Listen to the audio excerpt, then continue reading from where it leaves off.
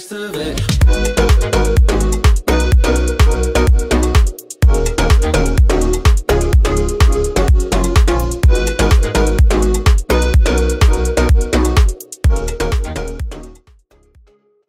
Halo bosku, balik saya Timothy di sini. Selamat datang di channel Timothy Agejong. Nah, hari ini saya akan memberikan tes modifikasi buat kalian yang punya sebuah Innova bensin, Innova Reborn. Jadi Innova Reborn yang bensin. Nah,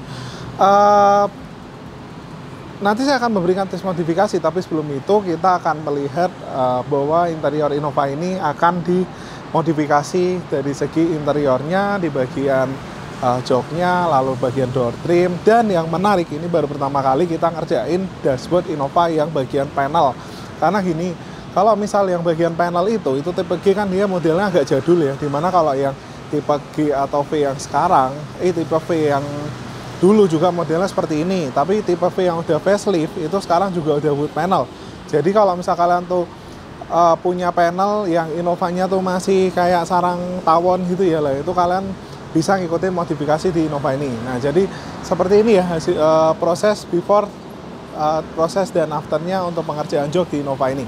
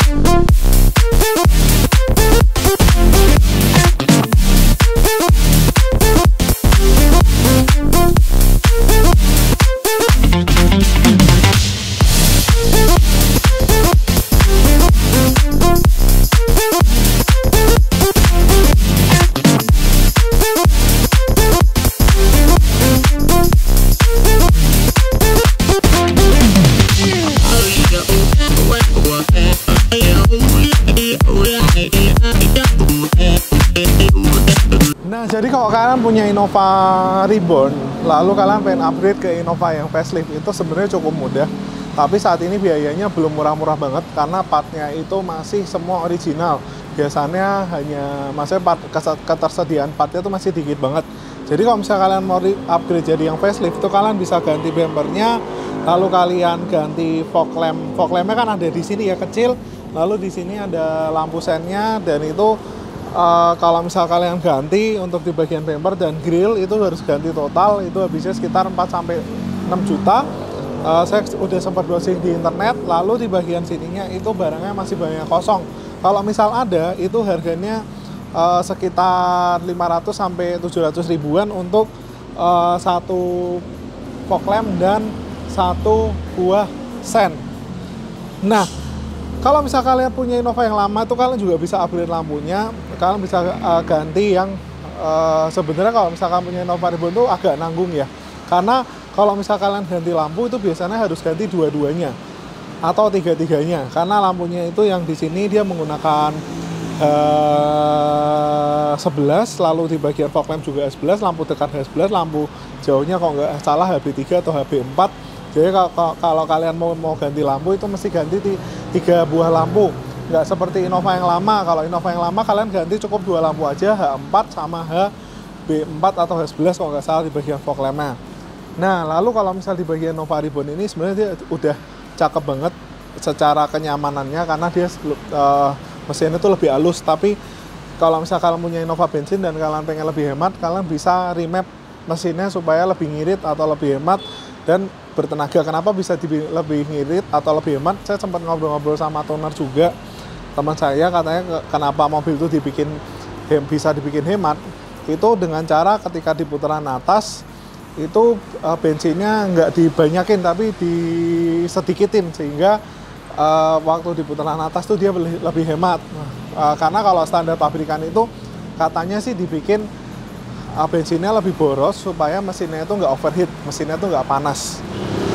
Nah, lalu kalau misalkan punya Innova Reborn, lalu kalian mengalami accident, itu di bagian fender ini ternyata juga nggak mahal.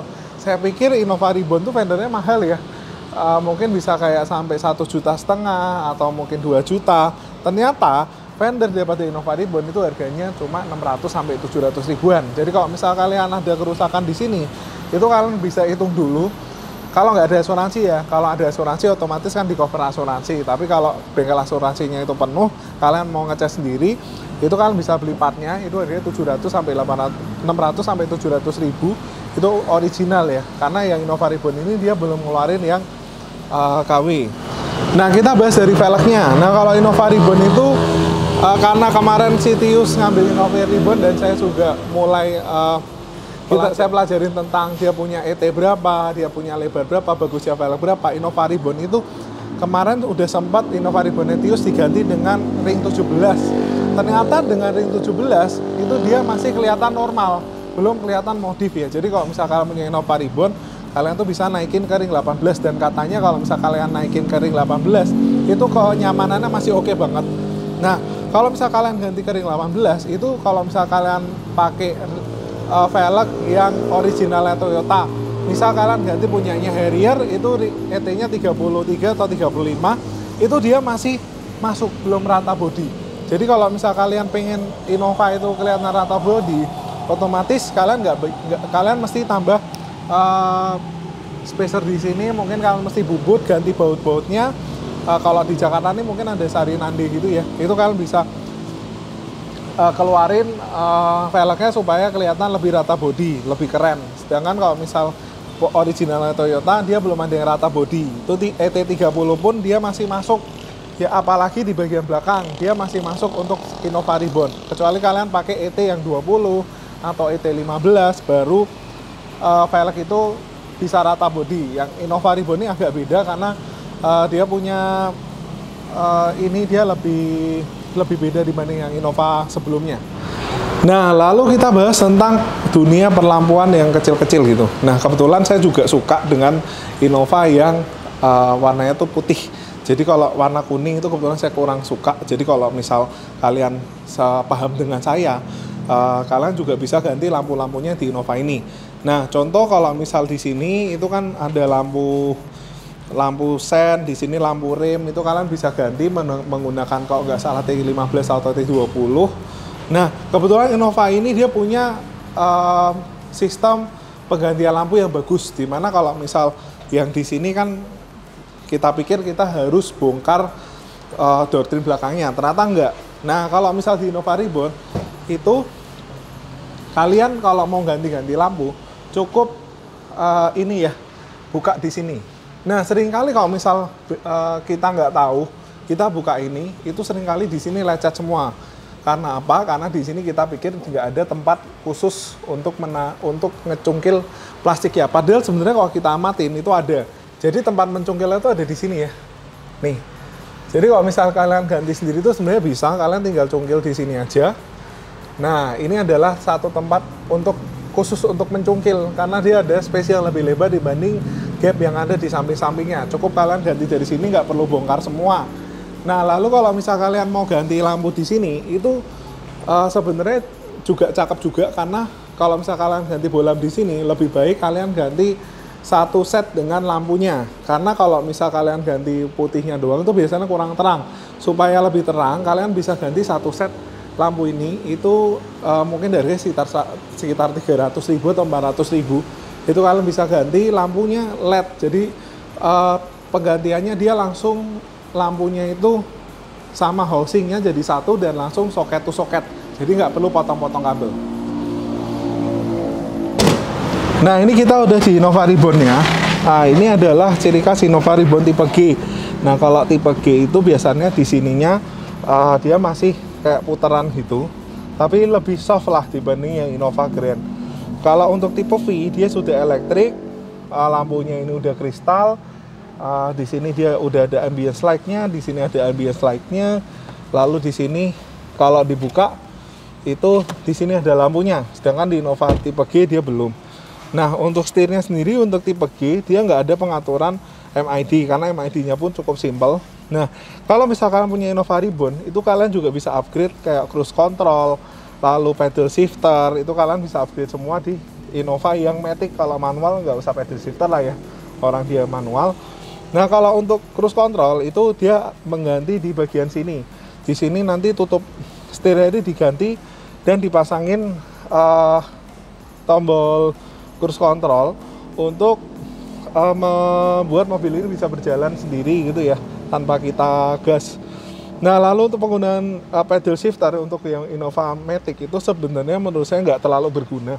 Karena kalau misalnya saya punya Honda Jazz G8 ya, itu kalau kita pakai pedal shift itu sebenarnya untuk ketika kita mau mengurangi kecepatan atau mengurangi gigi. Nah, mengurangi transmisi. Jadi dari gigi 4 ke 3 atau 3 ke 2 itu biasanya kita baru pakai pedal shifter. Nah, sedangkan kalau misal pedal shift di Innova itu harus masuk ke manual dulu baru dia bisa dipakai. Jadi menurut saya harus kayak 2 kali shifting baru 1 kali shifting baru dia bisa dipakai untuk pedal shifternya. Padahal sebenarnya kalau ada pedal shifter itu dia bisa bergabung sama mode D-nya, itu bakalan nyaman banget dan keren banget dikendarai. Nah, untuk Innova di sini masih hard touch.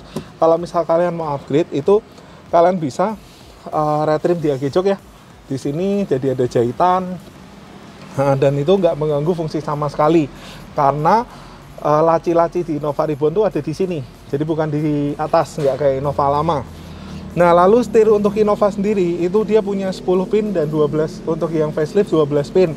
Jadi kalau misal tadinya di ag jok itu kalau misal kalian mau retrim setir, kita ada setir pengganti. Karena setir pengganti kita itu platform yang lama dia cuma ada 10 pin. Jadi kalau misal kita kasih pinjemin setir pengganti, otomatis di Innova Reborn yang facelift itu pinnya itu nggak bisa gabung dan beda soket dan klaksonnya itu nggak bisa nyala karena soketnya nggak bisa masuk. Nah, seperti itu. Lalu untuk Innova Reborn sendiri, jika kalian itu pengen tambahin retract spion tuh bisa banget, tapi jangan lupa kalau misal kalian tambahin retract spion, cari retract spion atau supplier yang dia sekaligus menyediakan panel yang ada di sini. Nah, sebenarnya ada 2 yang retract spion. Itu kalian bisa yang ada di sini, tombol retract spionnya yang seperti original tipe V, atau juga ada yang di sini. Tapi sebenarnya kalau misal lebih bagus kalian yang cari yang di sini karena Kalau di sini tuh kelihatan kayak original walaupun ini adalah tambahan. Nah, lalu kalau misal kalian pengen auto retract juga kalian bisa tambahin modul. Jadi kalau modul itu tinggal kalian ada dua macam. Ada yang potong kabel, ada yang plug and play. Nah, biasanya kalau plug and play itu kalian nggak perlu potong kabel apapun, soket to soket, kalian tinggal ngecop-ngecop soketnya aja sesuai dengan wiring diagramnya. Itu langsung kalian bisa pakai auto retract modulnya. Nah, lalu kalau misal kalian punya Innova yang tipenya lama, itu sebenarnya mending kalian ganti ke wood panel atau panel yang bentuk kulit jeruk itu kalian bisa wood panelin secara manual kayak di AG Jok ini, atau bisa di retrim. Nah, itu sebenarnya ada 3 macam pilihan tergantung kesukaan dan budget kalian aja. Nah, kalau misal kalian pengen diratain dan di wood panel juga bisa. Kalau misal kalian pengen di retrim seperti di Innova ini juga bisa, tapi ini belum jadi. Nanti kalau udah jadi kita videoin juga. Atau bisa juga diganti wood panel yang tipe V. Nah, Innova sendiri sebenarnya banyak hal-hal yang bisa di-upgrade juga. Jadi contohnya di sini. Nah, kalau misal mobil-mobil mewah tuh kan biasanya di handbrake-nya itu dia kulit ya, dan ada jahitan. Di Innova ini belum. Di sini masih karet, setirnya masih karet. Tapi jangan khawatir kalau misal untuk setir masih karet itu pun sebenarnya kalau di-upgrade malah jadi lebih enak. Karena kalau original Aventurer itu di bagian setir itu dia masih plastik. Jadi kalau misal kalian retrim, dia jadinya lebih keras dibanding yang Innova tipe G atau tipe V yang masih karet gini yang di retrim. Jadi bersyukur aja kalau punya Innova G atau V, kalian bakal menggenggam setir itu lebih empuk dan lebih nyaman. Nah, lalu jok ini juga diganti menggunakan visor Levante warna dark Bruno dan ada motif karbonnya. Jadi kalau biasanya mobil yang dimodif di kita itu kan polos-polos ya. Jadi coklatnya coklat polos atau hitam polos. Nah, ini kebetulan ada yang pesan ke kita dengan menggunakan dark Bruno dan juga motifnya karbon. Jadi kelihatan cakep banget dan berbeda dibanding warna coklat-coklat yang lain. Ini juga kita retrim. Nah, di bagian door trim ini juga kita retrim menggunakan visor Levante dan karbon. Nah, kalau misal door trim ini sebenarnya kan dia di dalam itu modelnya ditata. Jadi untuk satu door trim Innova biasanya kalau untuk setelah di retrim kita juga pasangin baut TAB gitu ya. Jadi kalau dipasang dia bisa kencang dan juga malah mungkin bisa lebih kencang dibanding sebelumnya. Kalau tadinya kan plastik to plastik, ini dirubah jadi nggak plastik lagi tapi pakai baut. Jadi kita pastikan dengan penggunaan baut itu dia di sininya bisa rata, nempel ke plastiknya dan juga durability-nya pasti panjang. Nah, lalu untuk Innova tipe G atau tipe V atau yang seri terbaru ya, yang 2018 ke atas, itu seringkali ada TV di sini. Nah, seringkali Innova Reborn yang mengeluhkan anaknya lumayan aktif. Itu di sini PCV-nya pada putus. Jadi saran saya kalau misalkan punya Innova Reborn itu lebih baik kalian pasang TV-nya yang ada di sini. Karena kalau di sini kan memang anak kecil ya suka maju ke depan ke belakang, itu agak mengganggu lah ya. Jadi kalau dipasang TV di sini tuh oke banget. Apalagi kalau misalkan kalian pakai TV yang ukurannya 67 inch saja. Karena posisi duduknya ini lumayan dekat. Apalagi kalau kalian pasang TV headrest TV yang model clip on, itu ketika bracket rusak kalian cuma mengganti bracket aja 100 sampai 200 ribu. Seperti itu. Nah, kalau tipe G sendiri kalau misal di-upgrade menjadi tipe V itu sebenarnya biayanya jadi agak nggak masuk akal. Karena kalau misal kalian upgrade dari tipe GV kayaknya harus banyak banget yang mesti kalian ganti daripada Innova Reborn ini. Nah, lalu Innova tipe G juga dia terlalu polos ya. Jadi kalau misal kalian suka modif, itu kalian ngambil tipe G ini lumayan cocok. Karena kalau misal kalian modif sekalian aja jadi kalian upgrade karbon atau kalian upgrade wood panel seperti misalnya blackwood atau mungkin karbon. Jadi di sini lebih keren lagi. Nah, lalu untuk upgrade bagian jok tengah itu kalian juga bisa ganti ke beberapa tipe jok. Jadi kalau misalnya yang tipe G kan dia nggak ada armrest, itu kalian bisa modifikasi di AG jok menggunakan armrest. Nah, saat ini biayanya untuk kalian upgrade ke armrest itu sebenarnya dibilang nggak terlalu mahal dibanding bikin captain seat. Karena kalau captain seat itu kan dia lumayan ya, harus nambah armrest atau mungkin harus motong rangka. Sedangkan kalau misal kalian ganti ke tipe V itu budgetnya lebih murah atau lebih terjangkau. Itu bisa habis sekitar 1,8 itu kalian bisa ganti armrest tipe V, kalian tambahin di sini. Kalau misal kalian pengen kainnya original juga bisa, kalau kalian pengen kulit juga bisa, tergantung kesukaan kalian aja kalau mau upgrade di jok Innova. Nah kebetulan kalau misal di AG jok ini kalian mau upgrade captain seat atau kalian upgrade armrest tengah, itu kita ada jok pengganti. Jadi kalau misal kalian nggak ada waktu, kalian tinggal tukeran aja sama jok pengganti kita, jok tengah kalian kita modifin. Nah jadi seperti itu ya untuk konten Innova. Semoga video ini bisa bermanfaat buat kalian. Thank you bos, sampai ketemu lagi di video selanjutnya.